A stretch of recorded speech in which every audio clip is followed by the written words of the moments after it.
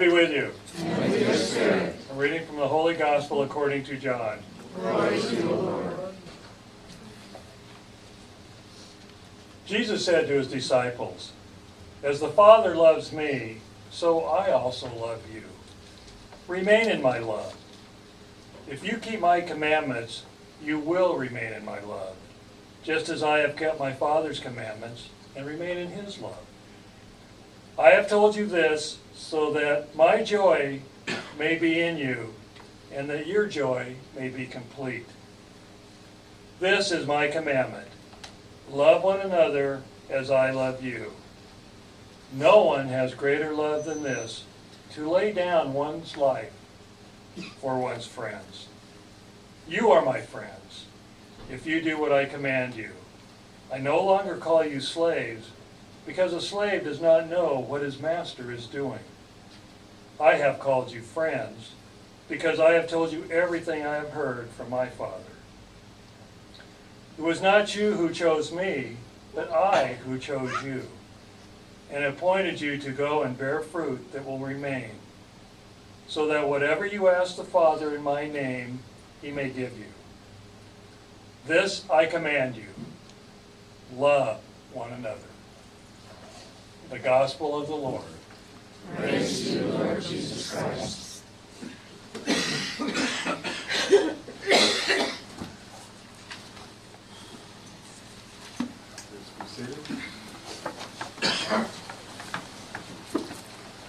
There once was a man named Richard who had a dream that someday he would go on safari in Africa.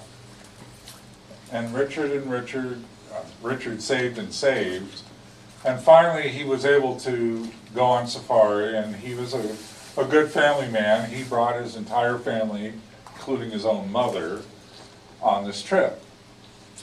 And sure enough, they were in those little tents on the Serengeti in Africa with all the animals, and pretty exciting stuff. And one day Richard's wife, being a good mom, got up a little earlier and check on the kids, check on her mother-in-law and stuff. And she went in her mother-in-law's tent and it was empty.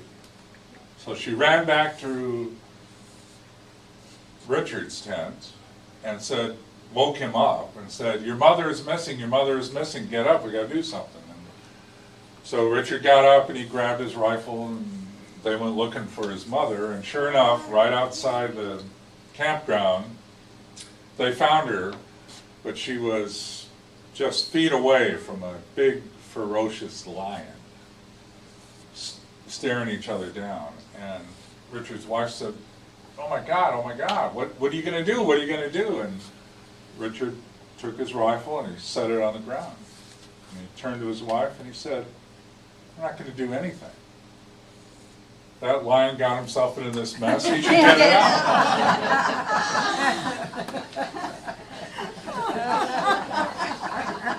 So,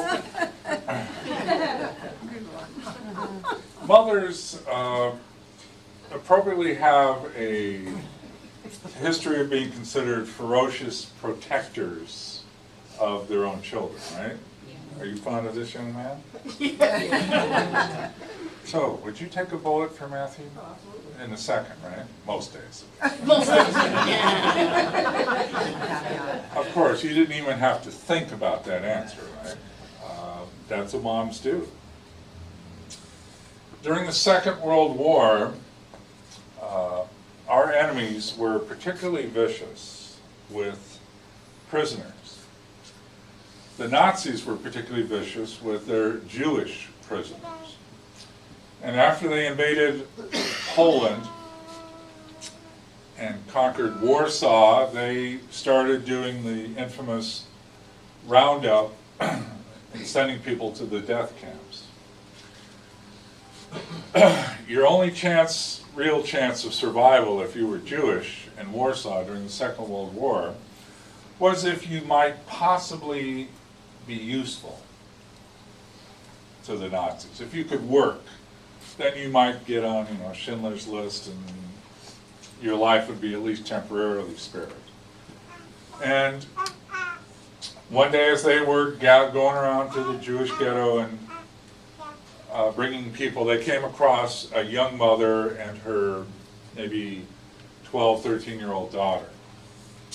And in those days, there were so many people they were harming that somebody had to make a quick decision about basically who lived and who died, who got a chance to work and who didn't. And they would just size people up by their looks. And if you looked like you could work, they'd give you a yellow card and tell you to go stand in this line.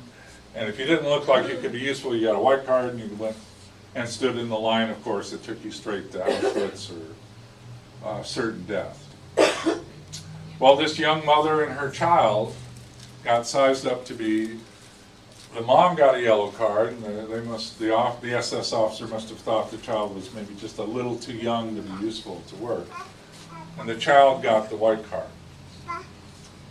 And as they started to walk towards their lines, the mother put her arm around her daughter and somehow, out of sight of the guards, switched the cards, knowing that it meant certain death for her and possible life for her daughter. And sure enough, that's what happened. The daughter did go to the work camp, the daughter did survive, and was able to tell the story about how her mother gave her life that she might live. She never saw her mother again. That's what moms do, don't they? Moms being selfless and all that. But in the gospel today, moms are actually being asked to go even farther. You take a bullet for Matthew? Would you take a bullet for me? Okay, I'll make it harder for you. You should take a bullet for Gary. Notice, when it was your son, the answer was instant. You didn't think about it. It was unequivocal. When asked about me, you had to think about it. How about I just like, Gary. how about I just like run over the person while they're There you go. Put me out of my misery. No, not you, the person first. Oh, okay. Well, thank you. Also during the Second World War, soldiers were in the prisoner of war camps of the Japanese. And there too, your chances of survival were dependent on your ability to work, be something useful. And that's why you have movies like The Bridge Over the River Kwai and movies like that. During or at one of these prisoner of war camps, there were hundreds of British soldiers who were doing work, building roads or bridges or whatever for the Japanese. And one day, at the end of the workday, the Japanese, being how they were, counted all the shovels that were handed out, and it seemed like one was missing. And this, of course, could not be tolerated, that a prisoner would hide or steal a shovel. And so the commandant of the camp, no doubt chosen for his ability to be a good psychopath, lined up all hundreds of the British soldiers, made them stand at attention in the hot sun, and ordered them to produce the person who stole the shovel. And no one stepped forward, no one said a word. And this just enraged the officer, the commandant. And he pulled out a baton, and he walked up and down the line of soldiers, yelling and screaming that this horrible person who stole the shovel had to identify himself and be punished. Nobody said a word. So he would take his baton and he would strike some of the soldiers going up and down the line. Still, no one said a word.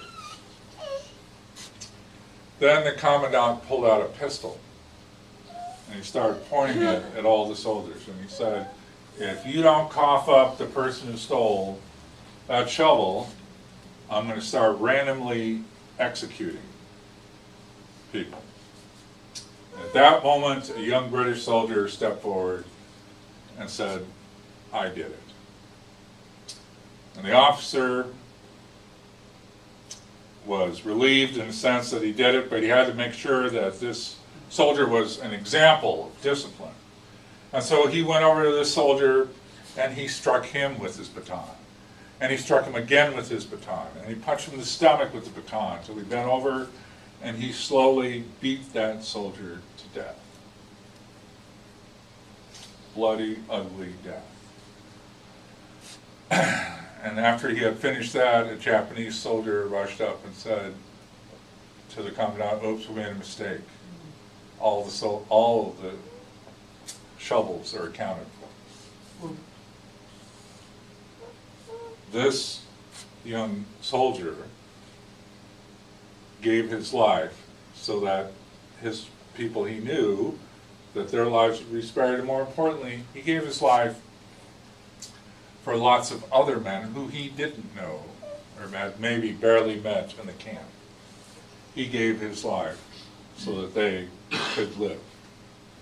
Now that's the kind of love that Jesus is talking about in the gospel today, where he quite clearly says laying down one's life is the ultimate love. That's kind of a challenge for all of us, not just mothers, but all of us. And it's not the relatively easy thing of just choosing to protect and die for people we care about. The gospel is quite clear that our requirement is to care about everyone. Now, throughout the Bible, we somehow try to use images to describe God, and there is no one image we can properly use for that. In some parts of the Bible, of course, God is referred to as a shepherd. And that's a good thing, caretaker, loving, and all that. But ultimately that means we have to look at ourselves as sheep, which isn't always a good thing. God is portrayed as a parent, a loving parent, which is a very good, loving thing, but not a perfect analogy, because ultimately parents have that task of letting go. And we believe in a God who will never let go. In the Song of Solomon in the Old Testament, we have an image of God that portrays an image so intimate that it's like lovers, the kind of intimacy lovers would have. And then today, unusually, we have another new image that God has for us. He calls us friends. The image of a friend. And that too is not a perfect analogy or image of God, yet it gives us a new perspective in life on what God says he wants to be for us. A friend, a true friend, is somebody trustworthy, loyal, dependable, helpful, friendly, courteous, kind, all those sorts of things. But a good friend is someone who, as somebody used to say, knows who you are and loves you anyway. Someone you're fully honest with. You know, they've done studies that say, should married couples tell their partners everything about their past? And the clear answer is no way. That you are definitely better off keeping some secrets from your spouse for the sake of the marriage. But not true of your friends. A true friend you would tell everything, trusting that they're going to love you anyway. So as we have this rich gospel where we can, especially on Mother's Day, when we can trust and know God as a loving parent who would die for us, whose love is unconditional, like a mom would be, but it's also way beyond that. It's life-giving or giving up of life, not just for a child, but for anyone. And that image of God is this loving parent, this image of God today as a friend, reminds us that we got nowhere to run. We got nowhere to hide from a God who would love us that much to not only suffer and die so cruelly as Jesus did in the resurrection, but also wants us to forever be close and intimate, like a good friend, like a good mom. Please stand.